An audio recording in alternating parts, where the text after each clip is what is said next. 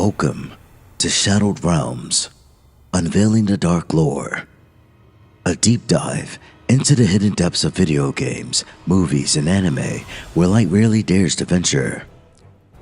From the cryptic symbolism of a haunted video game world to the twisted backstories of iconic characters, we'll analyze the dark narratives that shape these immersive universes. Expect a mix of thoughtful analysis, historical context, and an occasional deep dive into the psychological and philosophical themes that these stories explore.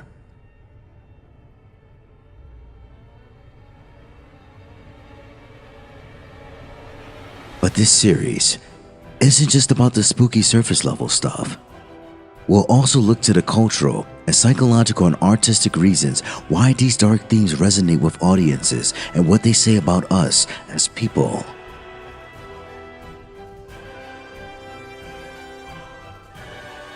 Buckle up, because these things are about to get creepy and maybe even a little introspective. Are you ready to step into the shadows? Let's go.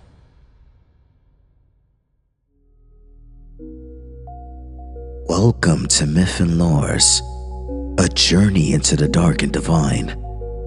Without further ado, let's jump into another lore.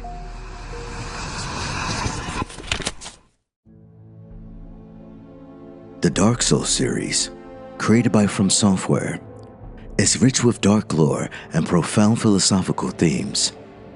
It's a world steeped in decay, cycles of repetition, and existential questions. While the game doesn't hand-feed you its story, much of it is discovered through item descriptions, character dialogue, and environmental storytelling. The most fundamental theme is the cyclical nature of existence in Dark Souls. The game's setting is a world where the flame, representing light, hope, and life, is dying, and with it, the Age of Fire is ending. The undead curse symbolizes this decay. Those who are cursed cannot die and are forced to repeat their lives eternally. This raises the question of whether it is better to continue in this endless cycle or embrace the darkness and end it all. Lordran, the setting of the first game, and Lothric and Dark Souls 3 both grapple with the same problem.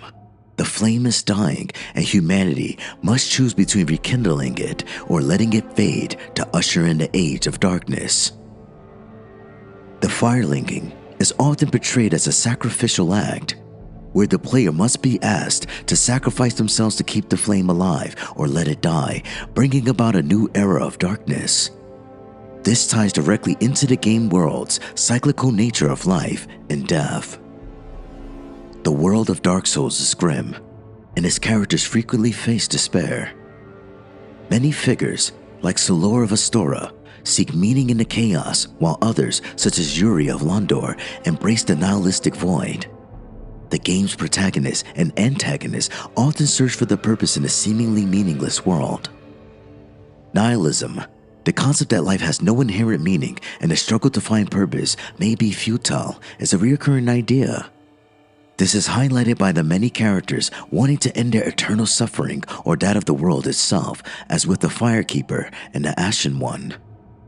Existentialism. Conversely, some continue to search for meaning and strive for a better world, like Solaire or Artorias. They embody the existential fight to create their purpose in an inherently purposeless world. Humanity and the undead curse. Humanity is a central theme, both in the metaphysical and literal sense. The undead curse traps people in an endless cycle of death and rebirth. Those afflicted by it lose their sanity as they lose the ability to die, eventually becoming hollow. This can be interpreted as a metaphor for existential despair, where the characters are trapped in their existence without a clear way out. The human soul is central to the game's lore, with characters like Manus and Sif the Scaleless symbolizing humanity's corruption and a desire to attain something beyond human limits. The Lords of Cinder empowers corruption. The game's central figures, the Lords of Cinder, each represent a specific way in which power and influence can corrupt. These characters were once heroes, but over time, they Their power led them to become hollow shells of their former selves, either consumed by the flame or abandoned by it entirely. Gwyn, the Lord of Sunlight, sacrifices himself to keep the fire going, but ultimately becomes a hollow, forsaken figure. This is a tragic commentary on the cost of sacrifice and the fleeting nature of glory. The struggle between order and chaos. There is a constant tension between forces trying to bring order to the world, such as the gods and their followers, and those who embrace chaos, freedom, and decay. The Age of Fire and the Age of Dark represent two opposing philosophies. One desires to preserve the old ways, even if it means decay, while the other embraces the unknown future that comes with darkness. The characters who choose the Dark Lord ending in Dark Souls 3 or the Dark Lord ending in the first game typically symbolize this embrace of chaos and rejection of the structured, fire-lit world. Philosophical underpinnings in Dark Souls. The Absurd by Albert Camus. Albert Camus' existential philosophy, particularly this concept of the absurd, resonates deeply with Dark Souls. Camus describes the absurd as a conflict between human beings' inherent desire for meaning and the universe's indifference. The player, like the characters in the game, is caught in an endless struggle against the uncaring, decaying world. The game often presents this conflict directly, forcing the player to decide whether to continue struggling or to succumb to despair. The protagonist's need to continually press forward, facing impossible odds, mirrors Camus' view of life as a struggle without ultimate meaning, but one that is worth pursuing anyway.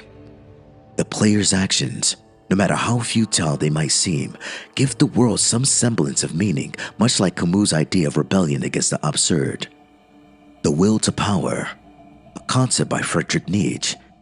Nietzsche's philosophy, particularly this notion of the Übermensch, overman, and the will to power, significantly influenced the Dark Souls series. The Dark Souls protagonists are constantly grappling with their own will to power. This is especially clear in their battles with the gods and influential figures who have stagnated in their power, like Gwyn, or abused it, like Manus. The games ask whether it's better to overcome weakness and be consumed by ambition or to accept one's limitations and live humbly. The game's multiple endings also touch on Nietzsche's idea about eternal reoccurrence and the struggle against the inherent meaninglessness of existence. Should one seek to overcome the present state of the world or embrace its inevitable collapse? The hero's journey. While the Dark Souls games can seem bleak, they also echo a form of the hero's journey, especially regarding the player's evolution. The character is often an outcast or an underdog, beginning their journey as an undead with limited resources. As the player progresses, they gain knowledge, experience, and power, ultimately facing gods, dragons, and demonic forces. The difference here is that the hero's victory may not lead to traditional triumph. Instead, the ending could be either a continuation of the cycle or a shift to a darker, uncertain future. In conclusion, the Dark Souls series crafts a world where choices are complex and the consequences of those choices are steeped in darkness, loss, and uncertainty. Its lore is a tapestry of existential questions about suffering, purpose, and the cyclical nature of time. Through its mythic and often tragic characters, Dark Souls reflects philosophical musings on the nature of life and death and humanity's struggle against an indifferent universe. It doesn't offer easy answers, but it challenges players to think deeply about their role in a world full of suffering and the inevitable decay of everything.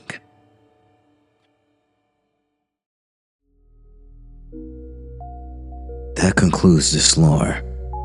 If you like what you heard, please like, comment, and subscribe, and stay tuned for the next lore. Bye.